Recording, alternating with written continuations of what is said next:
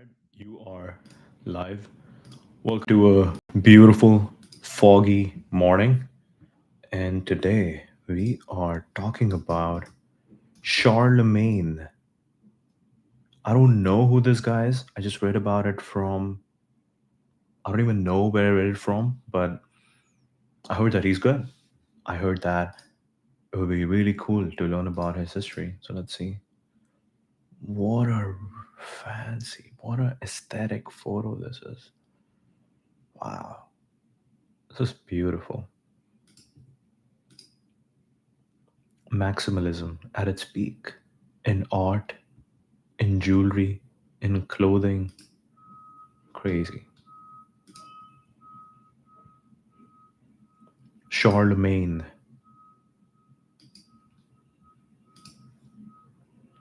Okay, that's some AI generated stuff, but let's see. Charlemagne, also known as Charles the Great, Charles the Great, was a pivotal figure in European history, reigning as the king of the Franks from 768, king of the Lombards from 774, and emperor of the Carolingian Empire from 800 until his death in 1814. Long time. His reign marked a significant period of political, religious, and cultural transformation of Europe, earning him the title of Father of Europe for his role in unifying much of Western and Central Europe. Father of Europe. Wow. Born on April 2, 748. Okay. 768, he became the king of Franks. 774, within a few years, king of Lombards, emperor of the Carolingian Empire in 25 years, and death in 15 years. Wow. Okay. Charlemagne was the eldest son of Pepin the Short and Bertrada of Laon. Upon his father's death in 768, he became king of Franks alongside his brother, Carloman I. Carloman. After Carloman's death in 771, he became the sole ruler of the Frankish kingdom. Hmm. Frankish kingdom, which included parts of modern-day France, Germany, and surrounding lands, military campaigns, and expansion. His reign was characterized by extensive military campaigns aimed at expanding his empire and spreading Christianity. Saxon Wars, 30-year conflict from 772 to 804. 30-year conflict. Wow. Where Charlemagne sought to conquer and Christianize Saxony, a region in modern day northern Germany. Conquer and Christianize Saxony. Despite resistance, Saxony was eventually subdued and its leaders converted to Christianity. Wow. 30 years. Father of Europe, 30 years. Conquest of Italy. He defeated the Lombards in Italy, becoming king of the Lombards in 774. 774. This conquest extended his influence into Italy, supporting the papacy and establishing the papal states. Whoa. He established the papal states, which means the popes? Okay. His empire expanded into southern Germany, southern France, the island of Corsica, and parts of Spain, adding territories like modern day Hungary through conflicts with the Avars. Religious and cultural impact. Commitment to Christianity was profound. Christianization. Used military force to, by the way, apologize for the, I don't apologize, but I don't have to apologize for this construction going on. So apologize for the background sound of people hitting steel. Okay. He used force, military force, to compel his subjects to convert to Christianity, significantly expanding the Christian faith across his empire. His period saw a revival in learning, culture, and the arts. He encouraged education, invited scholars to his court, and supported the copying and preservation of classical and religious texts. He established schools, standardized curricula, and promoted literacy, laying the groundwork for future cultural and intellectual developments in Europe. Implemented several reforms to centralize and unify his vast empire. Administrative structure. He established a system of governance with regional representatives and held annual assemblies to maintain control over his territories. Hmm. He established a system of governance with regional representatives and held annual assemblies to maintain control over his territories. Legal reforms. He worked on standardizing laws across his empire, although his efforts were not fully realized due to the complexity of integrating various tribal laws. Hmm. You ideally want to standardize laws, but yes, tribal laws. There are some cultures where they just have their own things, and it's really hard to integrate that. And if you integrate that, and you are like, and it offers them some kind of advantage which others don't have, then you have more problems. He had regional representatives and held annual assemblies to maintain control over his territories. Educational reforms. Legacy. He united most of Western and Central Europe, creating the Carolingian Empire, which was the largest in Western Europe since the fall of the Western Roman Empire. Holy Roman Empire. His coronation as emperor by Pope Leo III in 800 marked the restoration of the Roman Empire in the West, setting a precedent for future Holy Roman emperors. Hmm. Creating the Carolingian Empire, which was the largest in Western Europe since the fall of the Western Roman Empire. His coronation as emperor by Pope Leo III in 800 marked the restoration of the Roman Empire in the West, setting a precedent for future Holy Roman emperors. The Carolingian Renaissance, under his patronage, has had lasting effects on European culture, education, and the preservation of classical knowledge. His reign shifted the center of European power to northwest, with Aachen becoming a new political and cultural hub. It did not. His death in 814 did not immediately end his influence. His empire was divided among his sons, leading to the formation of West and East Francia, which later evolved into France and Germany. Hmm. Hmm. His vision of a unified Christian Europe, his administrative reforms, and his cultural contributions have left an indelible mark on European history, making him a symbol of European unity and a foundational figure for several European states. A foundational figure for several European states.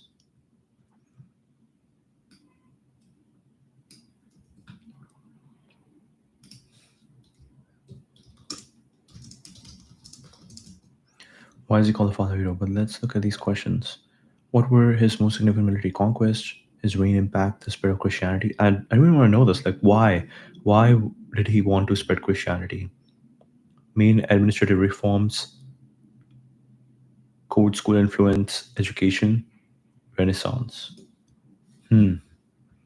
Right. If you look at this picture, you get a really good idea that something was happening either before him or he started it. But he was the guy who was flashy and wanted it all. Really cool.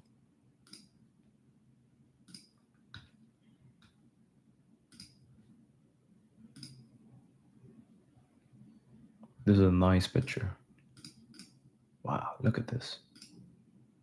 Charles, Charlemagne.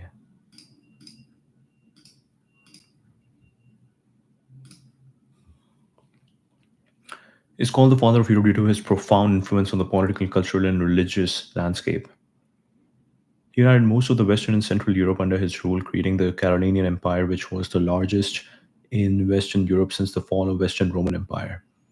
Military campaigns extended his influence from Saxony in modern-day Germany to northern Italy and northern Spain, effectively unifying a significant portion of the continent. Under his patronage, there was a revival in learning, culture, and the arts known as the Renaissance. This period saw the preservation and copying of classical and religious texts, the establishment of schools, and the promotion of literacy, laying the groundwork for future cultural and intellectual developments in Europe. He implemented significant administrative reforms, dividing his empire into countries governed by significant administrative reforms, dividing his empire into countries governed by counts responsible for justice, defense, and taxation. He established a system of royal officials known as missi dominici to oversee local administration, ensuring loyalty and preventing corruption. Hmm. Right, this is what do we call it? We call it representative democracy. No, represented monarchy. This is a representative monarchy. This is not a democracy. He implemented significant administrative reforms, dividing his empire into counties governed by counts responsible for justice, defense, and taxation. Religious influence. His commitment to Christianity was profound. He spread Christianity to his new conquest, often by force, and his relationship with the Pope was instrumental in his rise to power. He spread Christianity to his new conquest, often by force, and his relationship with the Pope was instrumental in his rise to power. Hmm. His coronation as emperor by Pope Leo III in 800 marked a significant moment in European history, symbolizing the fusion of Roman, Christian, and Germanic elements into a new European order. Hmm.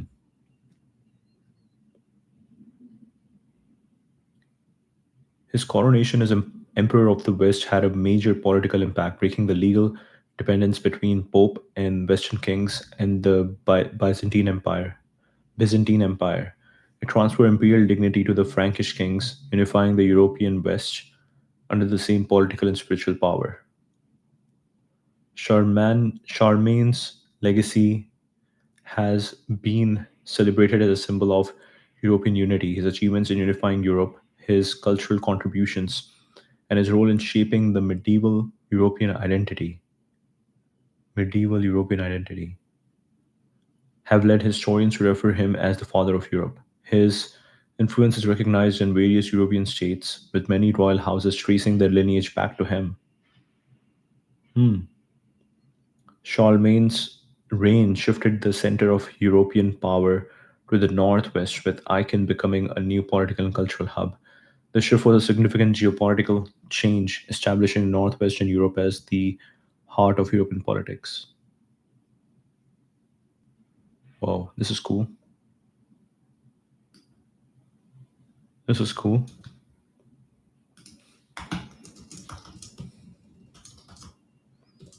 Tell me the story. Go.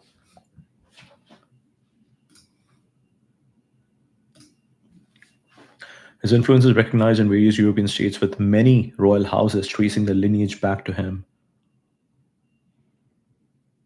extending far beyond his military conquest and administrative reforms. Whoa, here we have it. Great Britain, Germany, Greece, Norway. Huh. So Greece royal house comes directly from Germany. Victoria, Sophie, Frederick, Sophie, Constantine. Sophie married Constantine I, and then their kids are George, Alexander, Helen, Paul, George, Elizabeth, Appasia, Manos, Alexandra, Peter, Alexander, Helen, Carol, Michael, Anne of Bourbon Parma, six children, Paul, Frederica, Sophie, Constantine, Juan Carlos, Anne Marie, wow, Wilhelm, Augusta Victoria, seven children, Great Britain, Norway, Maud, Olav, married Martha, Maud married Hakon, 567, three children, Edward, Alexandra, Albert, Victor, George, Louis, Victoria, Duke of Fife, Mary, Edward, George, Wallace Simpson, Elizabeth. Wow. Dutch monarchs family tree. Dutch Republic, William the Silent, Maurice, Frederick, William II, William III, Albertine Agnes of Nassau, Henry Casimir, John William Friso, Kingdom of Netherlands, Will Wilhelmina, Juliana, Beatrice, Willem Alexander. Wow, wow. French monarchs family tree.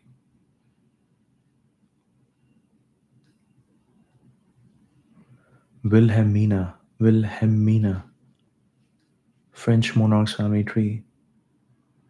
Kingdom of Naples, Henry II, Richard the Lionheart, John, Henry III, Eleanor, Duchess of Aquitaine,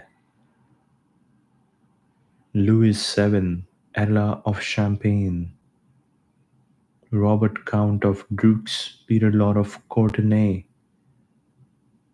Philip II, Louis VIII, Saint Louis IX, Charles, Naples only. Wow, wow, wow, wow, what is this? What is this? European royal family tree. How much can I zoom in here? Kingdom of Naples. It starts from Charlemagne. What? Everything starts from Charlemagne. There's French Empire. There's Luxembourg.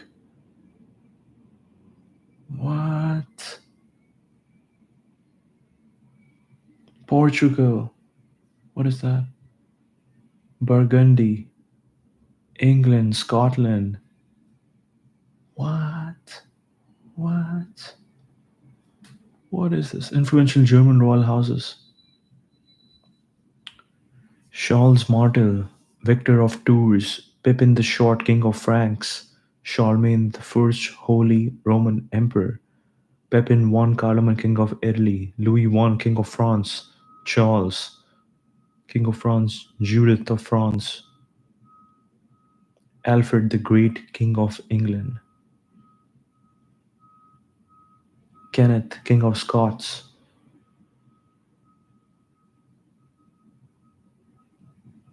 what? First Duke of Normandy. Wow, wow. His influence on European history is profound, extending far beyond his military conquest and administrative reforms. His legacy is particularly evident in the genealogical connections to many European royal houses, which trace their lineage back to him.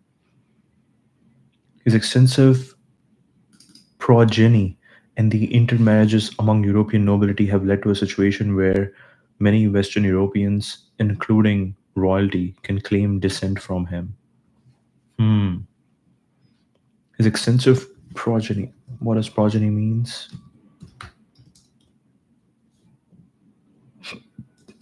Progeny is offspring or children.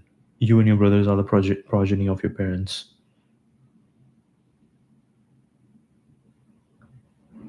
Okay, that means children. You could have just said children. Why do you use this fancy word? Okay, let's see.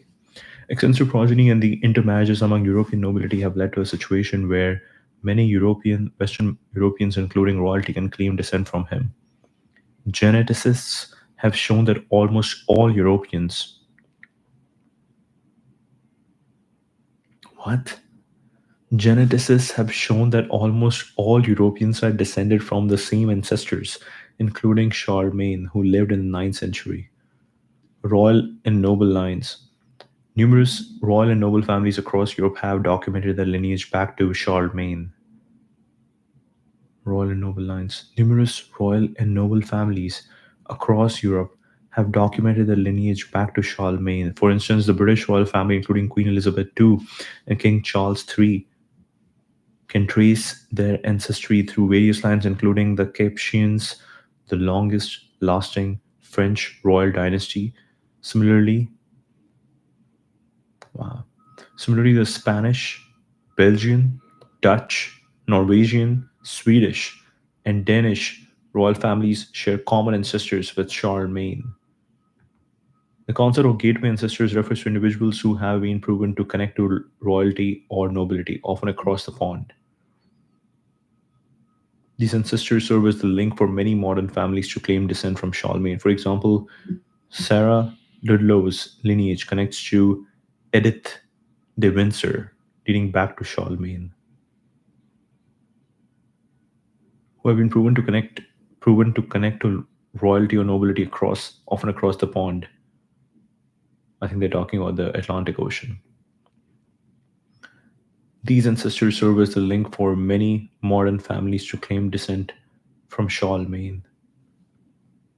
Historical documentation. Historians and genealogists have meticulously documented these connections. Books like pedigrees of some of the Emperor Charlemagne's descendants provide detailed lineage charts proving descent from Charlemagne for many American families. Charlemagne's influence is not just genealogical but also cultural and political. Wow.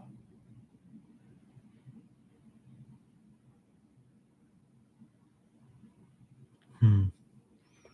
Influence is not just genealogical but also cultural and political. His reign marked the beginning of the Carolinian Renaissance revival in learning, culture, and arts, which had lasting effects on European culture. His administrative reforms and establishment of the Holy Roman Empire set a precedent for future European governance. His title reflects his role in unifying much of Western and Central Europe, both politically and culturally. His legacy is celebrated as a symbol of European unity, with many European states recognizing him as a founding figure. This is crazy. This is crazy. This is crazy. This is crazy.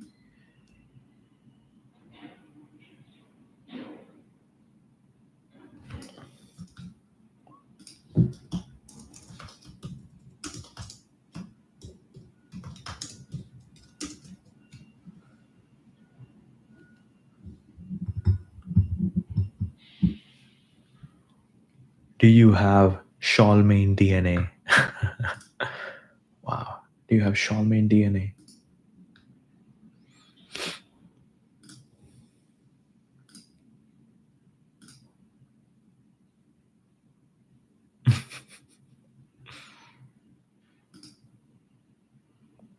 Christopher Lee, 21st century, and his ancestor Charlemagne, 8th century. They do look similar.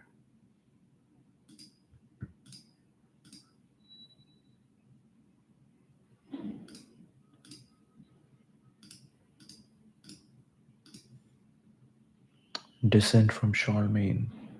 American and European descendants of Charlemagne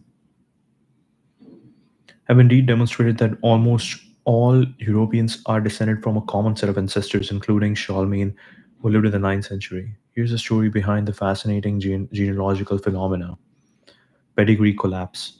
The concept of pedigree collapse explains why we can all claim descent from royalty. Each person has two parents, four grandparents, eight great grandparents, and so on. However, this exponential growth in the number of ancestors quickly outpaces. Hmm. However, this exponential growth in number of ancestors quickly outpaces the actual number of people who have ever lived. This means that many of these ancestors must be shared, leading to a collapse in the pedigree, where individuals appear multiple times in one's family tree. This phenomena becomes evident when tracing back to around 14th century, where a mutual common ancestor for all European people can be found.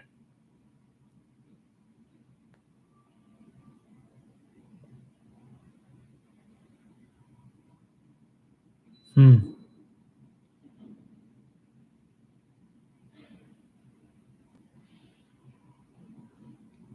That is very interesting. We need to learn more about this. Wow, what is this? Pedigree collapse. Why we can all claim descent from royalty. Each person has two parents, four grandparents, eight great grandparents, and so on. However, this exponential growth in the number of ancestors quickly outpaces the actual number of people who have ever lived. This means that many of these ancestors must be shared, leading to a collapse in the pedigree where individuals appear multiple times in one's family tree. This phenomena becomes evident when tracing back to around 14th century, where a mutual common ancestors for all European people can be found. The first Holy Emperor was known for his extensive progeny. He had at least 18 children with seven different women.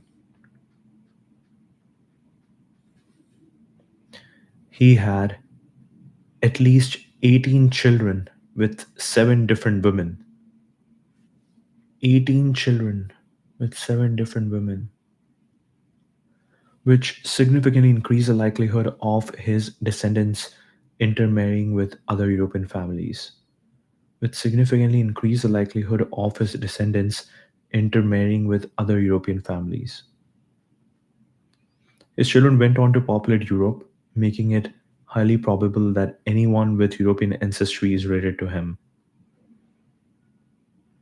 Hmm.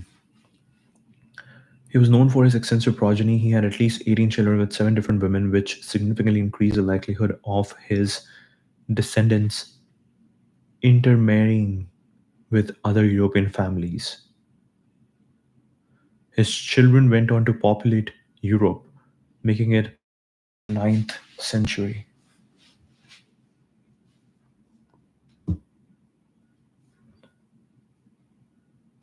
Wow.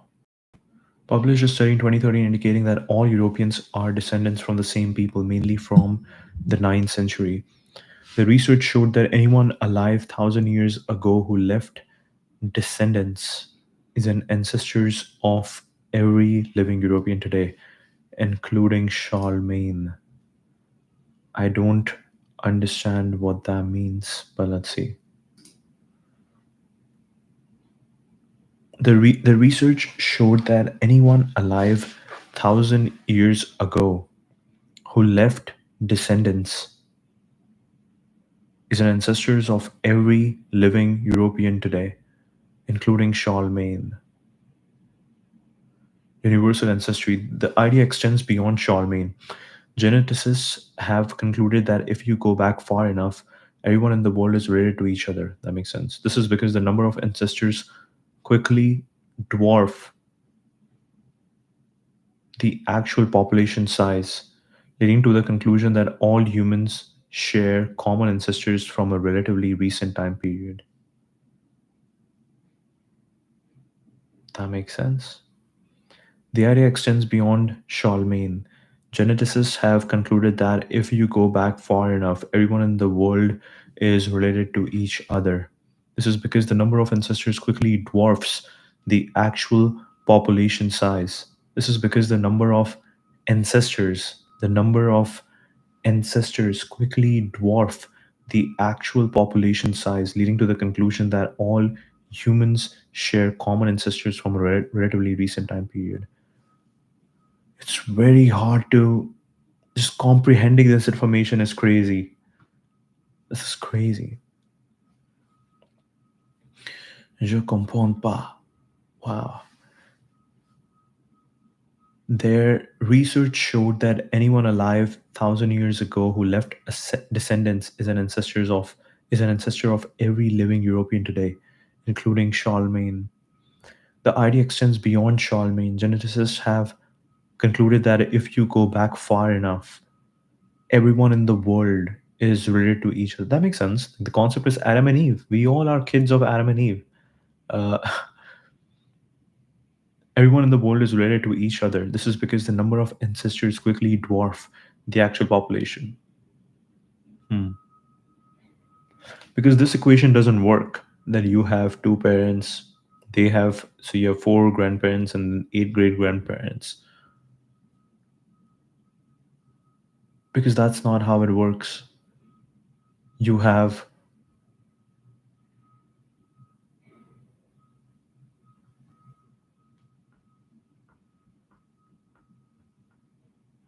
hmm.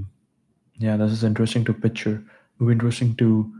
It would be really interesting. Like I'm guessing someone has made a really good video with really good graphics that kind of helps you better understand what's happening over here. Royal and noble lines. Many European royal and noble families have documented their lineage back to Charlemagne. For instance, the British royal family, including Queen Elizabeth, King Charles, can trace their ancestry through various lines, including the Capetians, the longest lasting French royal dynasty. Similarly, the Spanish, Belgian, Dutch, Norwegian, Swedish and Danish royal families share common ancestors with Charlemagne. His reign marked the beginning of Carolingian Renaissance, a revival in learning, culture, and the arts, which had lasting effects on European culture. His administrative reforms and the establishment of the Roman Empire set a precedent for future European governance.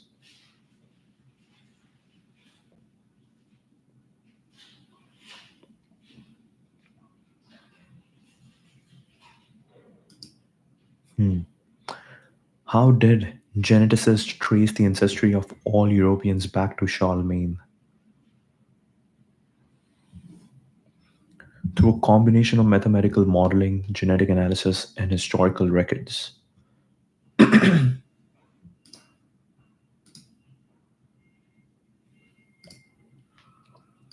Let's see. Can we generate an image over here? The royal and noble ancestry of Roberta Jean Estes. Magna Carta sureties and supporters. Wow.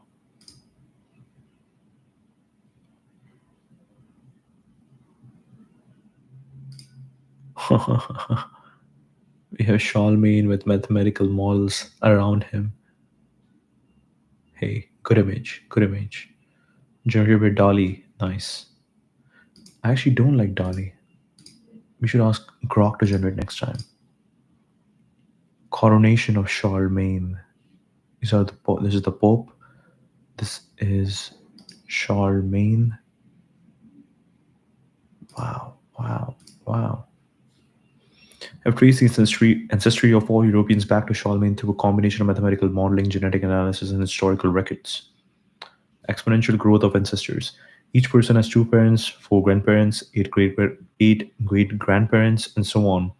The exponential growth in the numbers of ancestors quickly outpaces the actual number of people who have ever lived, leading to a phenomenon known as pedigree collapse.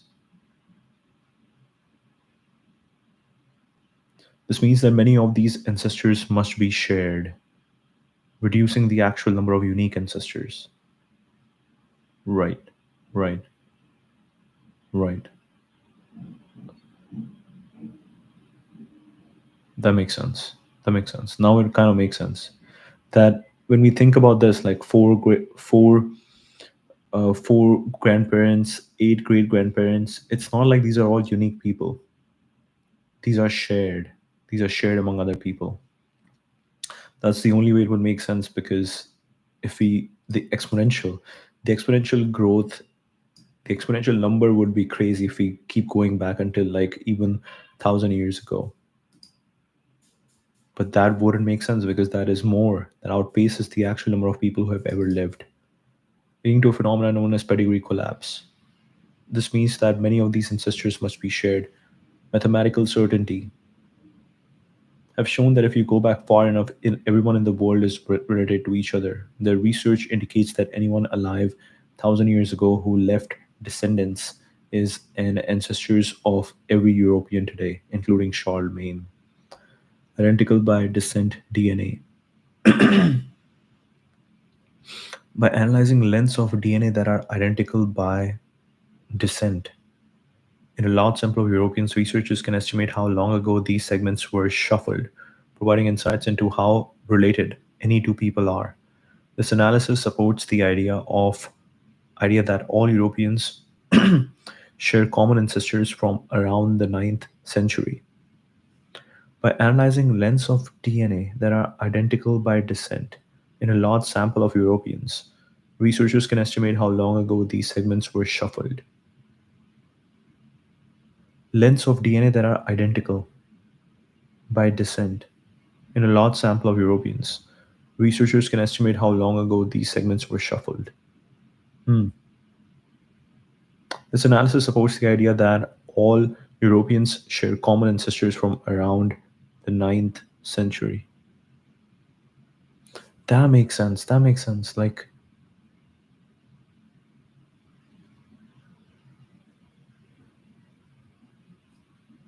wow, wow. Modern DNA testing can sometimes trace lineage directly back to Charlemagne. Although not all genes are passed on from parent to child, so many descendants might not carry his DNA. Modern DNA testing can sometimes trace lineage directly back to Charlemagne. How does that make sense? Like how? Hmm. He had at least 18 children with 7 different women, significantly increasing the likelihood of his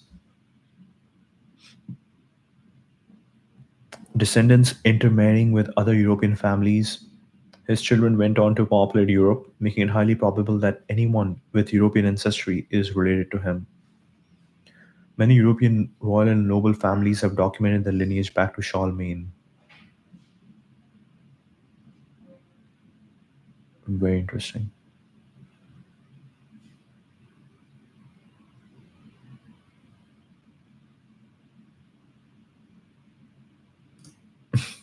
What are the implications of finding that everyone in Europe is related to Charlemagne? Interesting question. Oh, this is good. We are all descended from Charlemagne and related to each other. Charles the Great.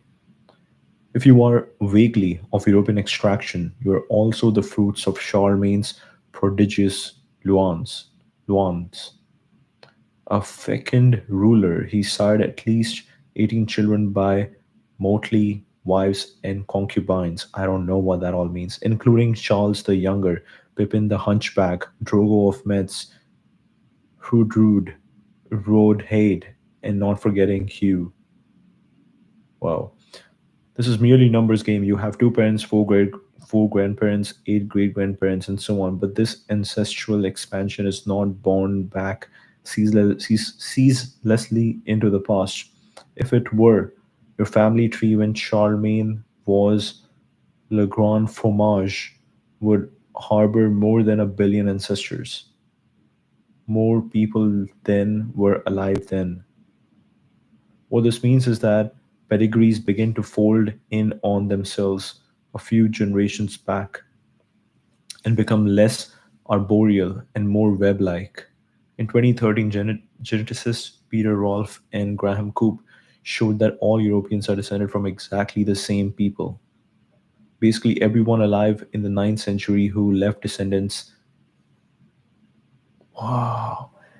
Now I understand this. Basically, everyone alive in the ninth century who left descendants is the ancestor of every living European today, including Charlemagne, Drogo, Pippin, and Hugh.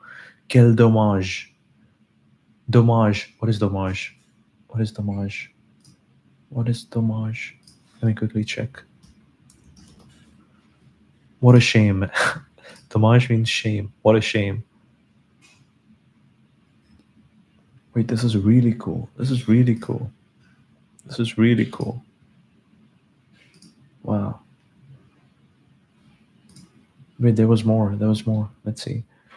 I'm I apologize. I'm not unable to share the screen over here, but let's see.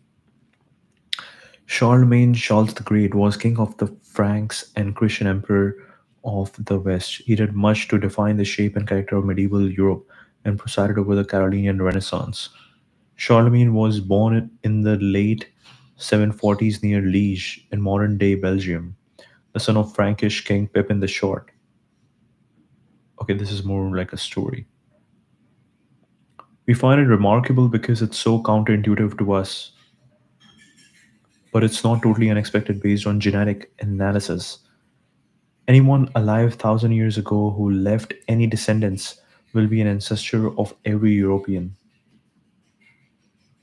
Anyone alive 1,000 years ago who left any descendants will be an ancestor of every European. While the world population is larger than the European population, the rate of growth of number of ancestors quickly dwarfs this difference.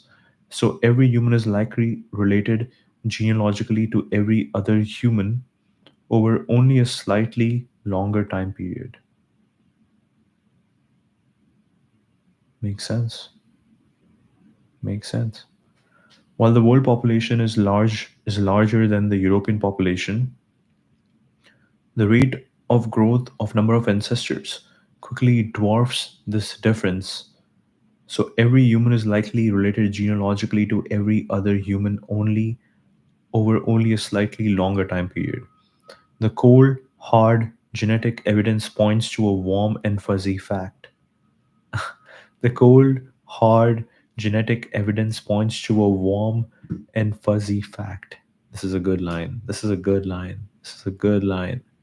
I need to write down this line. Jan 7. Oh shit, it's my grandfather's birthday. I gotta wish him right after this. Okay. It underlines the commonality of all of our histories.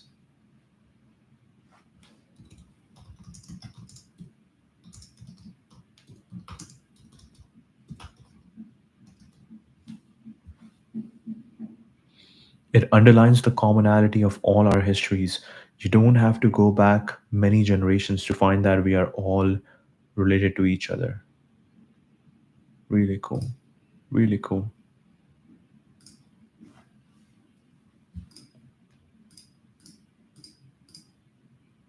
Charlemagne. Universal ancestry. The finding underscored the concept of universal ancestry where all Europeans share common ancestors from around the ninth century. This means that Charlemagne, who lived during this period, is an ancestor of every living European today, highlighting the interconnectedness of European lineage. The exponential growth of ancestors quickly outpaces the actual number of people who have ever lived, leading to a phenomenon known as pedigree collapse. This means that many ancestors must be shared, reducing the actual number of unique ancestors and making it mathematically certain that everyone with European ancestry is related to Charlemagne. While everyone might be related, not all genes are passed on from parent to child. Genealogical connection is universal. The genetic connection might be diluted or absent in many individuals due to the randomness of genetic inheritance. Wow, wow, really cool, really cool.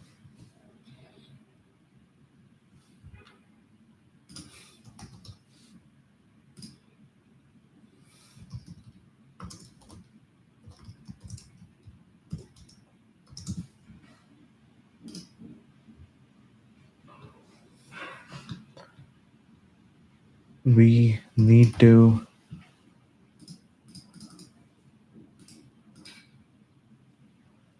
Okay, cultural and historical significance. Charlemagne's legacy as the father of Europe is reinforced by this finding.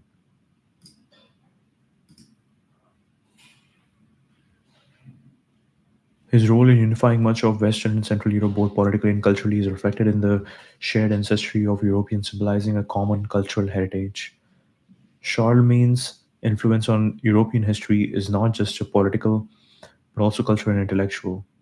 His reign marked the beginning of the Carolinian Renaissance, which had lasting effects on European culture, education, and the preservation of classical knowledge.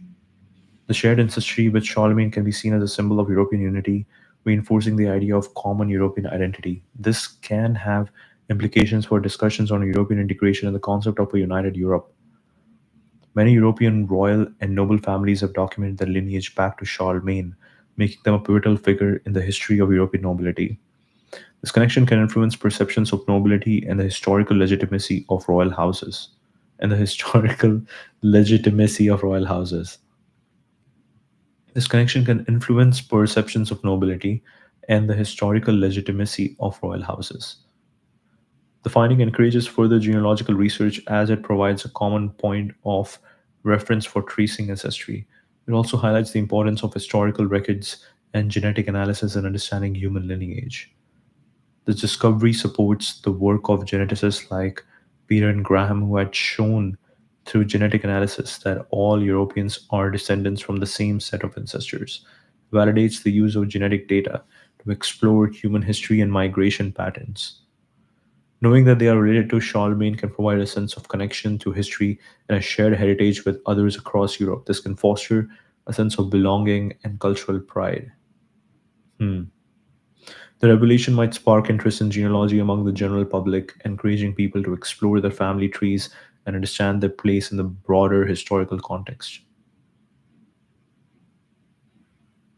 Really cool, really cool, really cool. Similar to Charlemagne. Who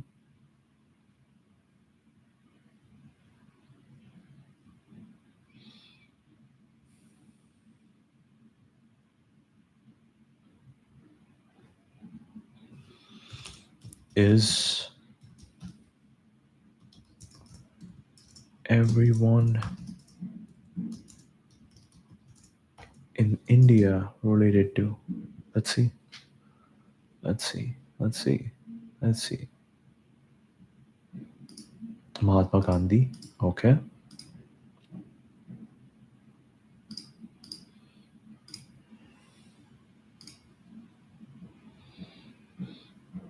Genetic history of India reveals that virtually everyone in the mainland today is related to two major ancestral groups: ancestral North Indians and ancestral South Indians.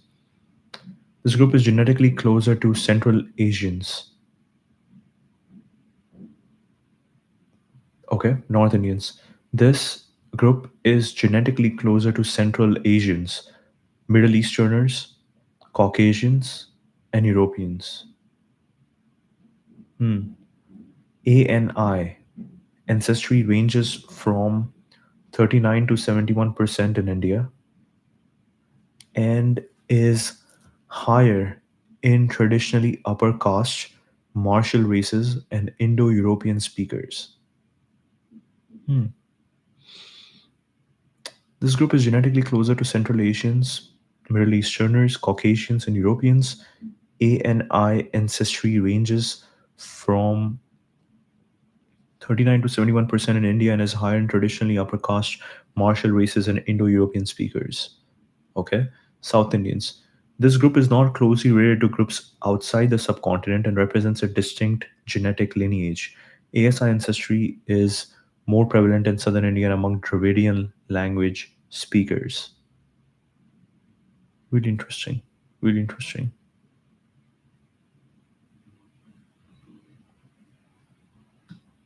Wow.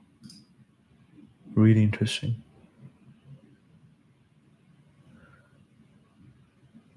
Really interesting. So there is ancestral difference between people in ASI, people in the ancestral, people in South India and North India, because North Indians, they came from around the world. They came, some came from Middle East, some came from the regions of Afghanistan, Pakistan, Central Asia, even Europeans. So this is also the reason why they are a bit light skinned.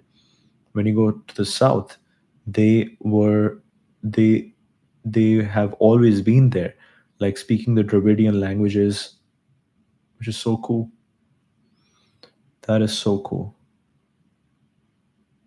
Ancient ancestral South Indian, which is hypothesized to represent the ancestry of the very first hunter gatherers and people of the Indian subcontinent, formed around 40,000 years ago.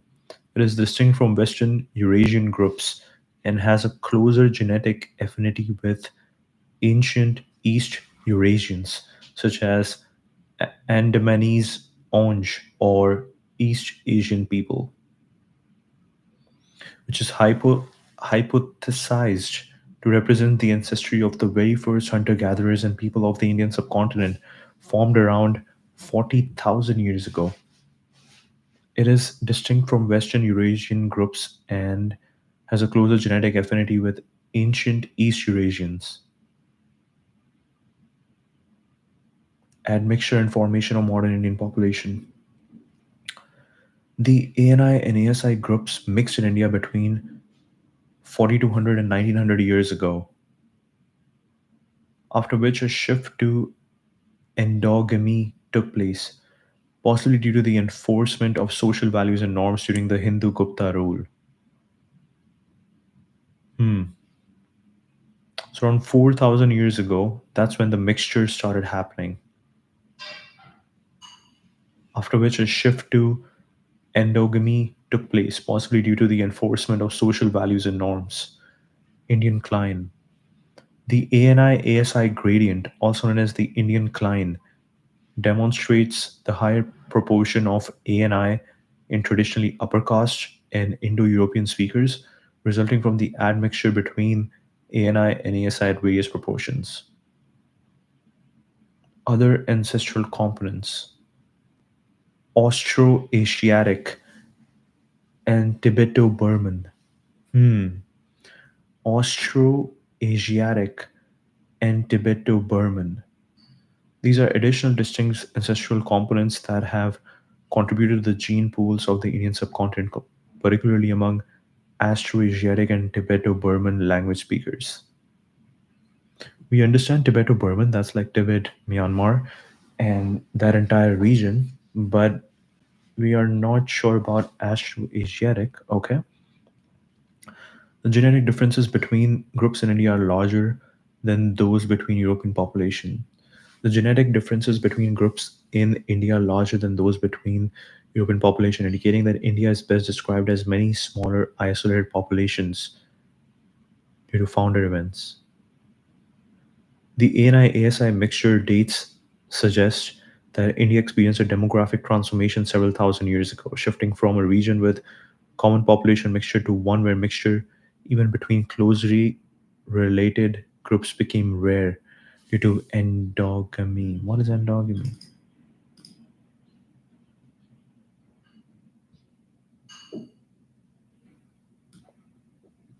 This is a whole one sentence. Okay.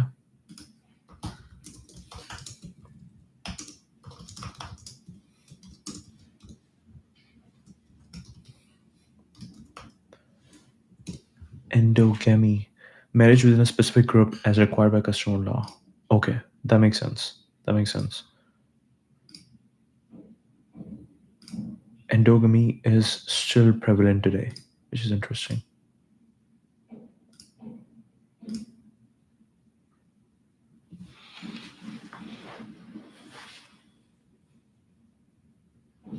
Indo-European Tibeto-Burman. Interesting. Pakistani, North Indian, Gond, Nihali, South Indian, South Munda, North Munda.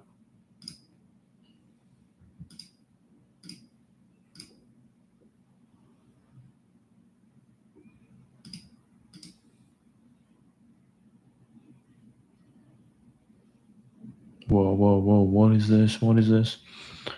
Onge. A primitive tribe of less than 100 members who live in the Little Andaman Island. A study of the genetic material shows that they are distinct from the ASI and the ANI. The Onge have lived in the isolation for probably thousands of years. The ASI, however, can be called a sister population of the Onge. Wow. Wow. Wow, wow, wow. Wow. 60,000 years ago, the migration out of Africa had started.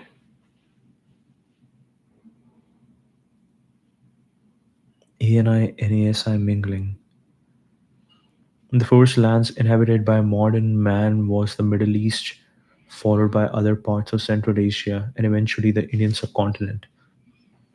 Was the Middle East, followed by other parts of Central Asia, and eventually the Indian subcontinent. The first of modern humans are said to have appeared in Africa.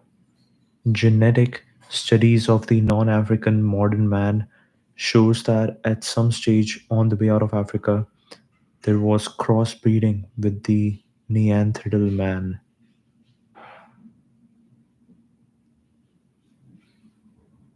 Endogamy became entrenched about 1900 years ago, according to the genetic study. A population that was exogamous for 2300 years. Colonial rulers in India produced a series of laws establishing caste in a manner never before attempted, as they completely misread the multifaceted nature of Indian identities. The Shudras were equal to the Kshatriyas, but their feud with the Brahmins resulted in their social degradation over time. Eventually, it led to their ritual exile. Wow. Wow, that is interesting. That is interesting. The Shudras were equal to Kshatriyas, but their feud with the Brahmins resulted in their social degradation over time. Eventually, it led to their ritual exile. The Manu Samhita, the ancient Hindu code dated between 1500 to 200 CE, talks of stringent Varna or Jati systems. This period coincides with the period of mixing of population in the gene study. 40,000 years ago, the first of the African migration reached the Indian subcontinent via Central Asia. Genetic scientists say this migration happened in waves, with perhaps the most recent one being 12,500 years ago. The ancestral North Indians, one of the two distinct populations of which Indians are descendants, have a genetic connection with the Eurasians. The other group, called the ASI, are found only in the subcontinent and are likely to be descendants of Aboriginal inhabitants. Very interesting. Very interesting. So ANI is Eurasians and ASI is Aboriginal inhabitants. And then there was a mixture.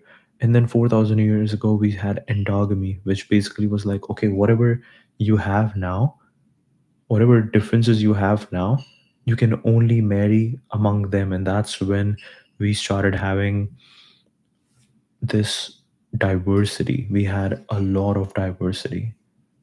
Wow. Very interesting. Very interesting. Very interesting.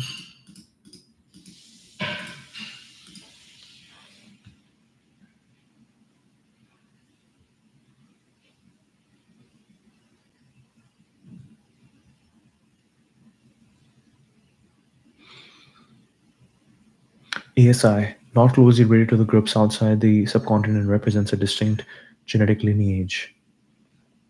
The mixture period. Most people in India descend from a mixture of ANI and ASI population. This mixture began around 4,200 years ago and continued for over 2 millennia. The mixture dates with northern groups showing more recent dates due to multiple mixtures, while the southern groups have old prolonged period of admixture. There was a significant shift in mating patterns. Local populations became entrenched, eschewing intermarriage with other groups, a cultural pattern of endogamy, the practice of marrying only within an ethnic or social group. This shift coincided with the establishment of the caste system, which became a prominent feature of Indian society. The caste system, with its strict social classifications, likely contributed to the reduction in population mixture. The genetic differences between groups in India are larger than those between European populations, reflecting strong founder effects whose signatures have been maintained for thousands of years due to endogamy. Wow, that is crazy. That is crazy. The groups have become so entrenched, and this has been going on for thousands of years, that they have really separate genetic differences. And also because of the culture and everything, they don't even now marry. And they still don't marry. Wow, that is so interesting. That is so interesting. The ANI-ASI mixture dates suggest that India experienced a demographic transformation several thousand years ago, shifting from a region where mixture between different populations was common to one where mixture even between closely related groups became rare. Transformation has implications for understanding Indian history, including the origins of the caste system and the cultural practices that shaped modern Indian society. Has led to increase in population specific diseases due to inbreeding. For example, certain groups like the Visya, Vaisya from Andhra Pradesh have not experienced gene flow from outside their group for about 3,000 years ago. 3,000 years, leading to unique genetic conditions. Wow. Wow. Wow. This is crazy. This is crazy. As a kid, I like when I was in eighth grade or something, I had a friend who was from Andhra Pradesh. And this is really interesting. This is really interesting. Wow, wow, wow. What? Hmm.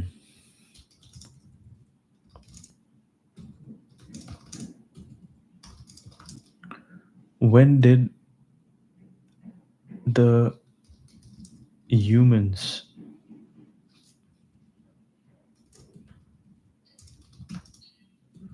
Who is hmm, who is considered to be the first European? Hmm. Let's see what we get. Random question. Random question. Let's see what we get. The question of who is considered to be the first European is complex and multifaceted. Three ancestral groups.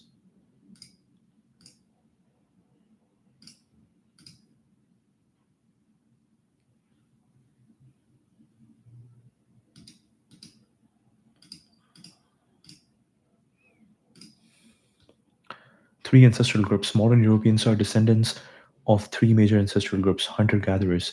Indigenous to Europe, these groups were present before the introduction of agriculture. Migrated from the Near East around 7,500 years ago, bringing agriculture to Europe.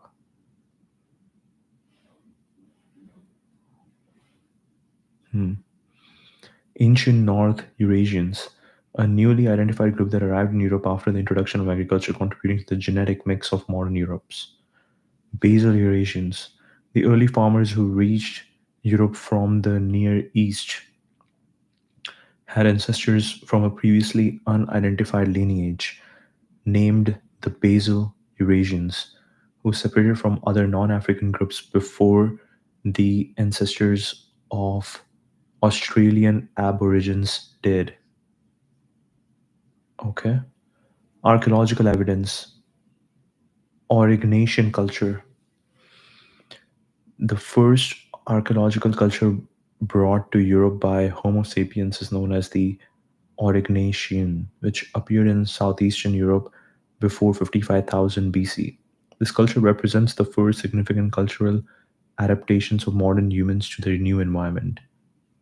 Minoan civilization, the Minoans, who built an advanced civilization on the island of Crete. Hmm. The first archaeological culture brought to Europe by Homo sapiens is known as Aurignacian, southeastern Europe. First significant cultural adaptations of modern humans to the new environment. Minoan, advanced civilization on the island of Crete around 3200 BC. Oh, whoa, whoa, whoa, whoa, whoa. So recent. Who built an advanced civilization on the island of Crete around 3200 BC are considered the oldest advanced European civilization. They introduced long range sailing technology and engaged in trade with Egypt and the Levant. Herodotus, often referred to as the father of history and father of anthropology, was a Greek historian who lived in the 400 BC. He wrote extensively on the cultures of various people, including those of the Persian Empire, which the Greeks conquered. His work laid the groundwork for later anthropological studies. While there is no single individual considered the first European, the Aurignacian culture represents the earliest known cultural presence of Homo sapiens in Europe, dating back to before 55,000 BC. From a genetic perspective, modern Europeans are a mix of three ancestral groups, the hunter gatherers being the indigenous population before the arrival of agriculture. The Minoans are recognized as the first advanced civilization in Europe. The and Herodotus is often credited as the foundational figure in the study of human cultures.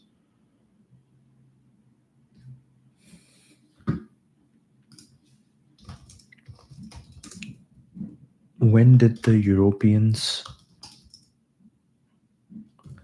when did the first Europeans separate from the early Aboriginals of Africa? Hmm.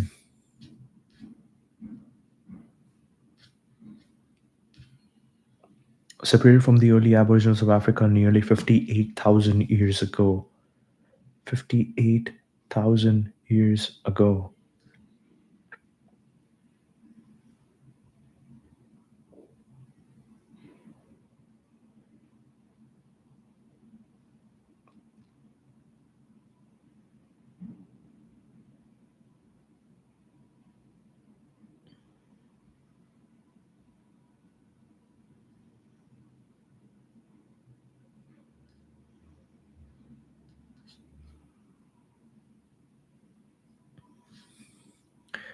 The first Europeans separated from the early Aborigines of Africa around 58,000 years ago. This divergence occurred after the initial out of Africa migration, which took place approximately 72,000 years ago. The divergence occurred after the initial out of Africa migration, which took place approximately 72,000 years ago. Out of Africa migration. Anatomically, modern humans modern humans left Africa around 72,000 years ago, eventually spreading across Asia and Europe. Hmm. Out of Africa migration. Anatomically, modern humans left Africa around 72,000 years ago. Wow, this is really cool. I just have a random idea. Like, so many people write sci-fi stories about future, what the future will look like, blah blah blah. How many people write about what if you could go in the past? What if you can see someone and you can quickly and they could quickly track and be like, oh, I can go in the past. I can go in the past where um, I can just observe what their great grandfather, great grandparents were doing in whatever 1200 BC, whatever. That would be crazy. That would be crazy. Wow. That would be that would be an inverse sci-fi where instead of talking about the future, thinking what the future would look like. I mean, that is also future, but you're using this technology to look in the past and see and study humans, and that would be cool. That would be really cool. Anatomically, modern humans left Africa around 72,000 years ago, eventually spreading across Asia and Europe. The ancestors of Papuans. Hmm.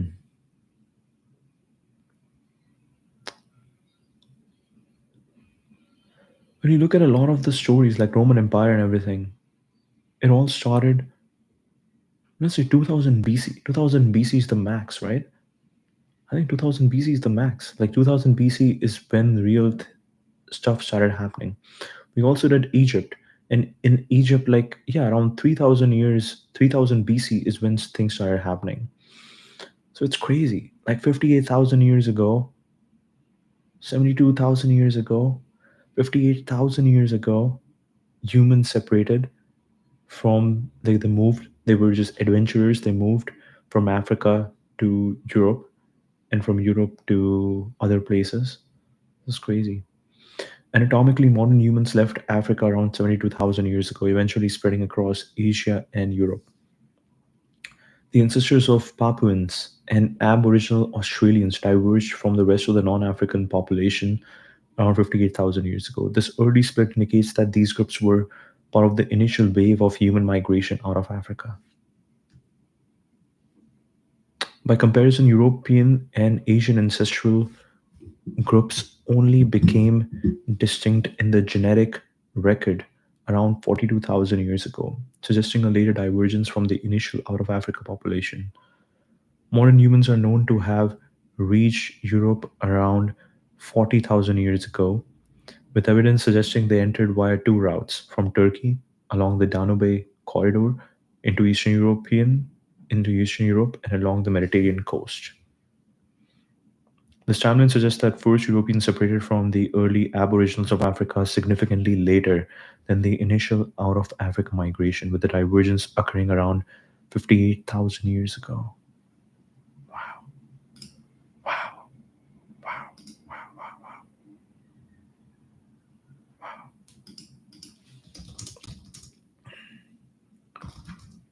When, when and what led these early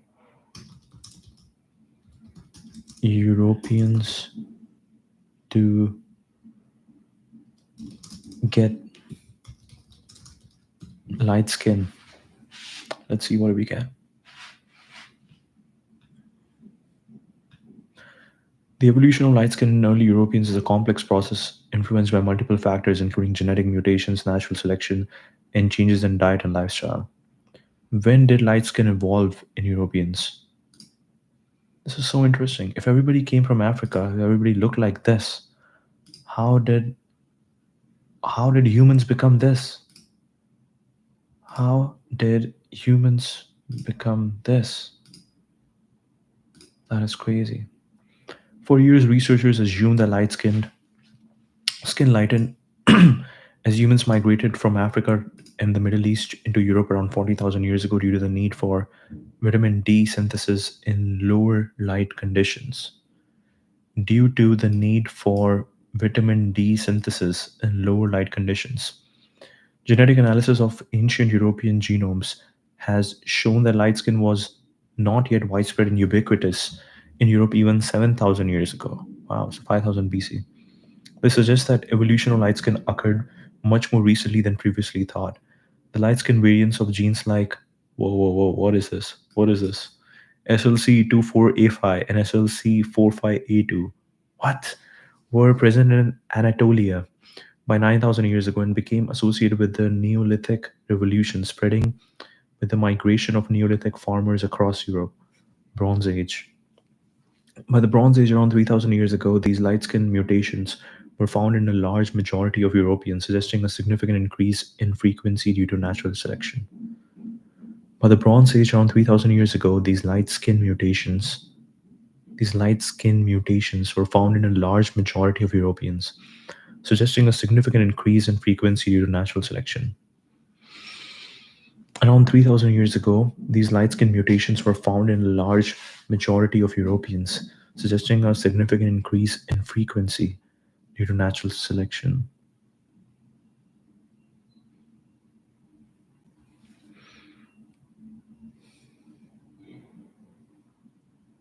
Hmm.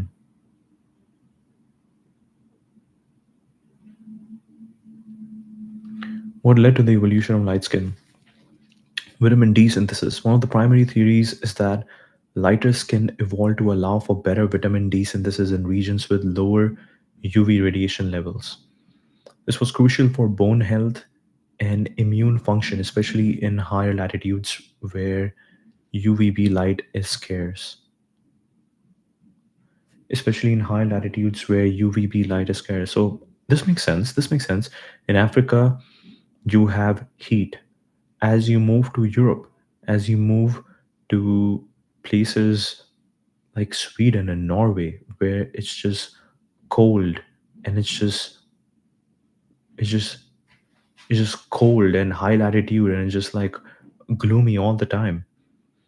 The skin has to adapt to it. Dietary changes. The shift from a hunter gatherer diet to an agricultural one, rich in cereals but lacking vitamin D, might have contributed to the rapid loss of dark skin pigmentation. Hmm.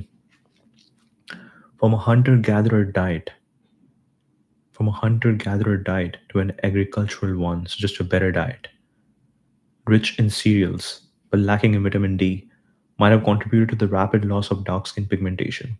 This dietary change occurred with the Neolithic revolution around 8,000 years ago. Neolithic. Genetic mutations, specific gene mutations such as SLC24A5 and SLC45A2 played a significant role, which led to depigmentation were rare in Mesolithic Europe but became widespread by the Bronze Age. Was likely driven by natural selection favoring individuals with lighter skin who could better synthesize vitamin D in the lower light conditions of Europe. They are like, hey, I would like to marry you because you have a lighter skin, so you could better synthesize vitamin D in lower light conditions of Europe. The spread of these light skin gene variants was likely driven by natural selection, favoring individuals with lighter skin hmm, who could better synthesize vitamin D in the lower light conditions of Europe. Natural selection. I think natural selection, by natural selection they basically mean like people who had darker skin and who were in Europe, they just couldn't synthesize vitamin D, and which basically meant that they either had diseases or people just didn't want to marry them, so they didn't have offsprings. Wow. Migration and interbreeding. The arrival of Neolithic farmers from the Near East who carried light skinned genes and the interbreeding with indigenous hunter gatherers contributed to the spread of light skin across Europe. Neolithic farmers. Barrier function of skin. Genetic mutations compromising the skin's barrier function might have allowed northern Europeans to populate higher latitudes where UVB light for vitamin D production is limited. Was a multifaceted process involving genetic mutation, natural selection, dietary changes, and migration patterns. While the initial assumption was the light skin evolved around 40,000 years ago due to the need for vitamin D synthesis, this transformation occurred much more recently, with significant changes happening within the last 11 to 19,000 years. The interplay of these factors highlights the complexity of human evolution and adaptation to different environments. And that's a stream. This was a beautiful stream. Wow. Wow.